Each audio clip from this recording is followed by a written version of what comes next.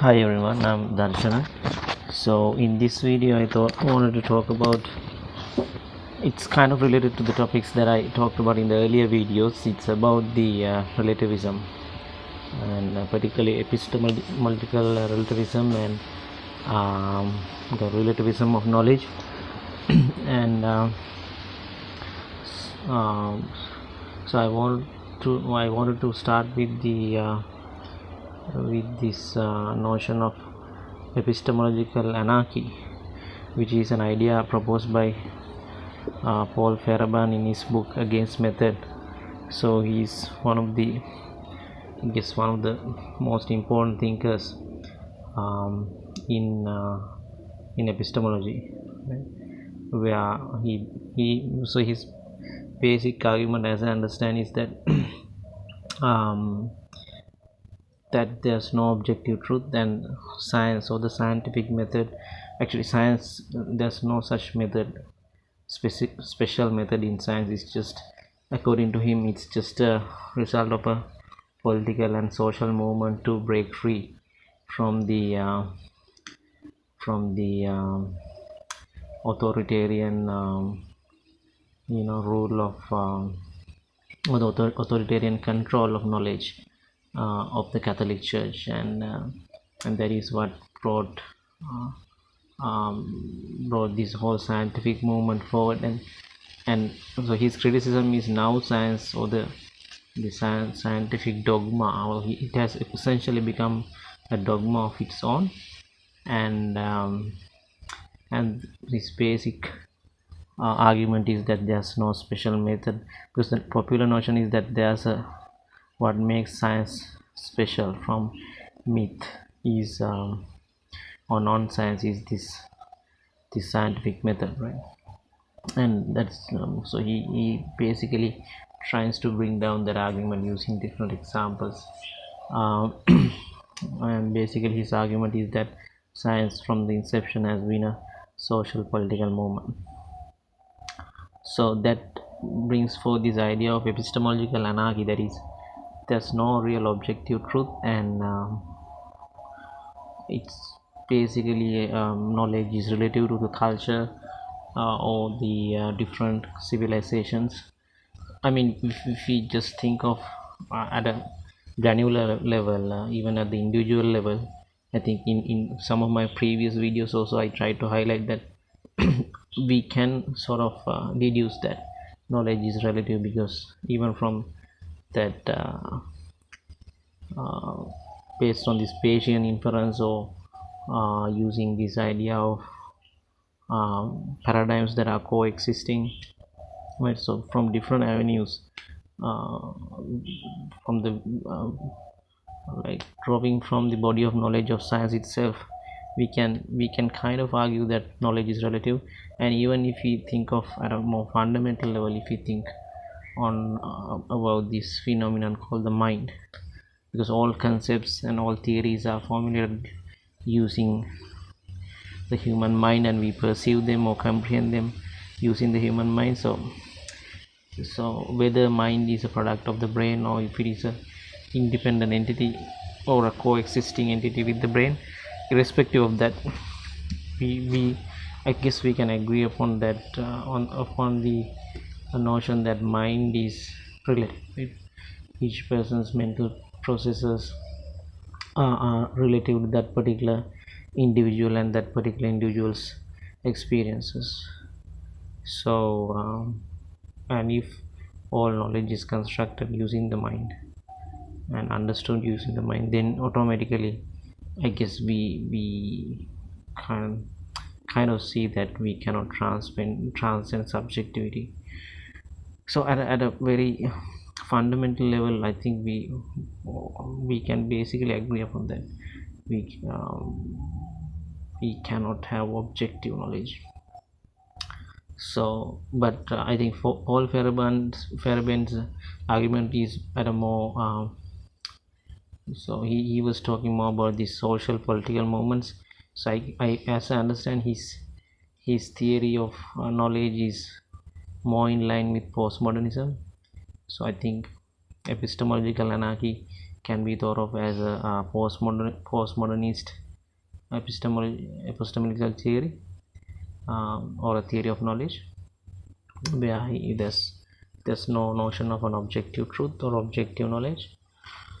So at a very fundamental level, I think we can accept that. The problem with that approach is, however, uh, is uh, is that knowledge has a certain function, right? So it can be used to build consensus upon different individuals, different communities, different countries, or different cultures, right? So because we can argue on different things, and we can argue on facts and figures, or we can, because without that consensus, or without that conversation, or exchange of ideas, the other alternative is to use power, right? So essentially what Paul Fayerabend also says is that, as I understand, it's all about power. I mean, it's not knowledge is power, but power is knowledge. Or who has the power has the knowledge, or his that party's knowledge will be accepted as knowledge, and the other knowledges or other knowledge systems will be squashed out, right? So the one problem that I see is that can lead to, obviously it leads to epistemological anarchy, and the epistemological anarchy, or the anarchy of knowledge, can eventually lead to social or political anarchy. I think that we are seeing signs of that, particularly in the West, because there's less and less room for discourse, especially in the universities, particularly I think in the US. It has been a huge problem, because there's always this um, inclination to use power or coercion, it could be government coercion or student unions or whatever, to suppress discussion, suppress free exchange of ideas, because I guess they don't really believe that there can be an objective truth, right? So the idea of epistemological anarchy can really I think it can become an issue, even though at a very deep philosophical level it may be true. It can have some notion of truth, but it can lead to an issue when we want to use knowledge as a tool for building consensus, because we always have to do that, right? I mean, we have to exchange ideas. So whenever we exchange ideas, we have to accept on some common framework, and we have to believe that there is a common there can be an outcome from that exchange of ideas, where all parties involved can agree upon, right? So if we don't do that, if we don't believe that it is possible, then there's no point in having a conversation in the first place. So if I give a very trivial real world example, suppose we all have traffic rules, right? Every country has some traffic rules.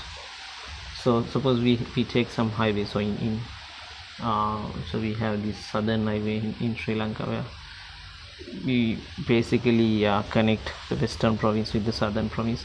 And if we assume that the people in the western province have their own set of traffic rules, and people in the southern province have their own set of traffic rules, it will never work, right? Because so each party will say, okay, this is my knowledge system, this is relative to my thinking, my culture, and I don't really agree with your system.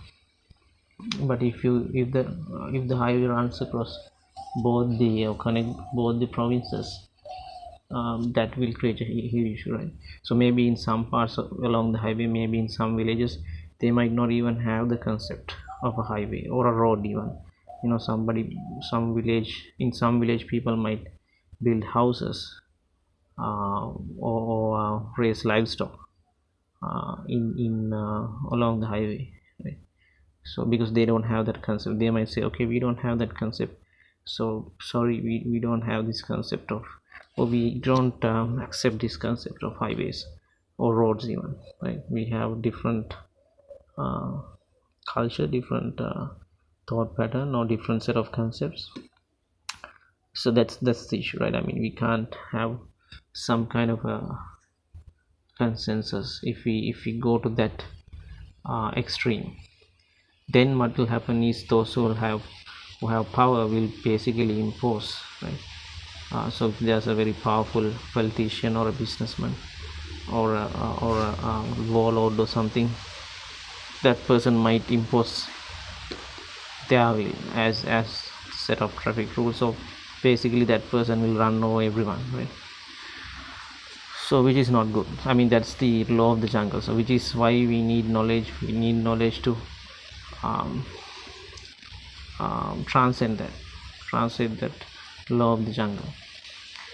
So even though at a very fundamental level the idea of epistemological anarchy might be viable, uh, the problem with that is it can eventually lead to an anarchy. The other extreme is to accept. Now I will share I will share a link to a critique of postmodernism by Professor Stephen Hicks. So as I understand, he is an objectivist, so someone who believes in an objective truth or objective knowledge. So as I see, the problem with that approach is obviously then we have this, we run into this problem whether there's how can you have an objective truth when the mind is subjective?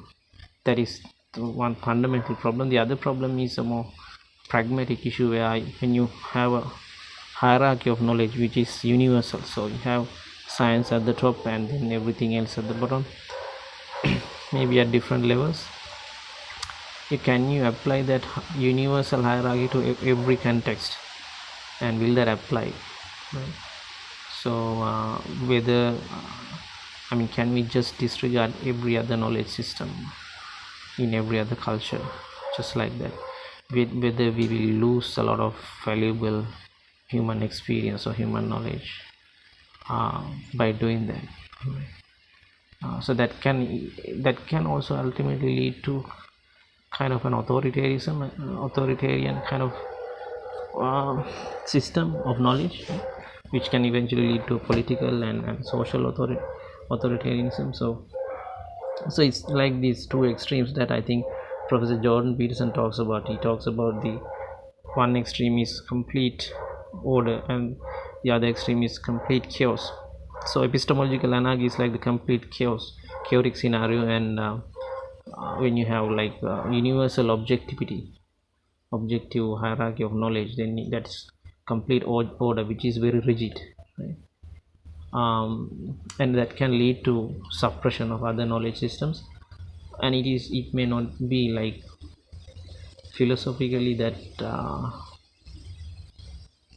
convincing if you really think about it. So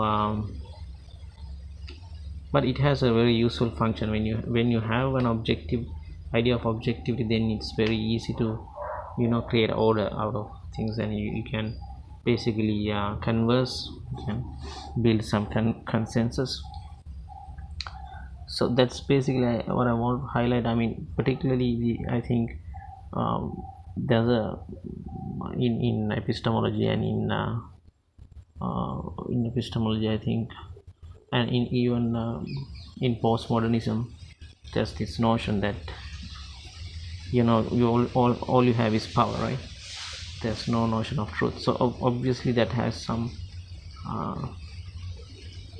that has a sound I guess philosophical basis, although in postmodernism I think, so then you can question whether postmodernism itself, whether that is also subjective, whether that's also true, because you can't make a truth claiming that everything is relative, right? But if you, so that's kind of a half baked relativism I think. But if you leave that aside for the moment, there is I think some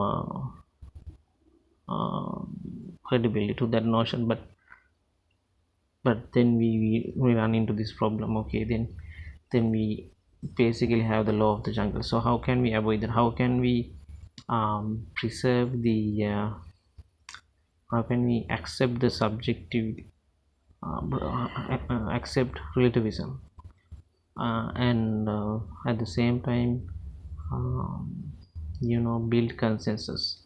I guess that is the main challenge when we accept relativism.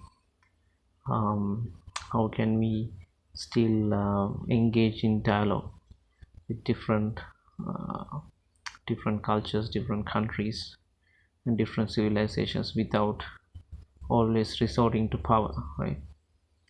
um, and anarchy. So that's basically, and in my next video, I kind of I hope to present my thoughts on how we can resolve that, right, while preserving the idea of relativism, epistemological relativism. um, how can we build consensus? How can we is there a way that we can build consensus? So with how can we balance the chaos and order? uh, so yeah, so that is basically what I want to highlight in this video, that the idea of epistemological anarchy, although it certainly has some I guess philosophical basis for that, but I mean, we can't live in an anarchy, right? um, Anarchy of knowledge will eventually lead to political and social anarchy, which we are seeing in the West, is particularly in the US. I think because it's increasingly this tendency to use power in the government coercion or protest or things like that, rather than engaging in discourse. So that we have to address that problem. Whether we can address that problem while preserving while accepting that okay, knowledge can be relative, right? So that's what I want to highlight in the next video. And do share your comments and thoughts in the comment section. Thanks for joining, and see you with another video. Thank you.